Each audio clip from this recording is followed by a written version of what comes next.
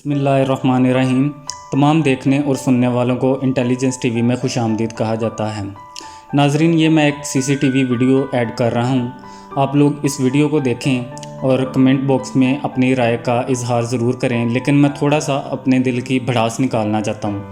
नाजरीन, जैसा कि आप सब जानते हैं कि पूरी दुनिया इस वक्त कर्बो अज़ाब में मुब्तला है।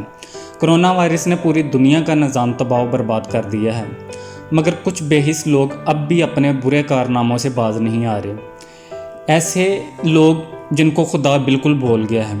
ये लोग लोगों की मुसीबत, उनकी भूख, फ़िक्र व फाके से गाफिल अपने हलाल कारोबार को हराम करने में मसरूफ़ हैं। शर्म व हया नाम की कोई चीज़ इन लोगों को छू तक कर नहीं गुजरी। मुझे यकीन नहीं आ रहा कि इन हालात में भी ये लोग अपने 2 नंबर धंधे में मसरूफ़ हैं। मेरे पास अल्फाज नहीं हैं। बराए मेहरबानी आप लोग वीडियो देखें और अपनी राय का इजहार कमेंट बॉक्स में ज़रूर करें। शुक्रिया। अल्लाह हाफिज़। वीडियो देखें।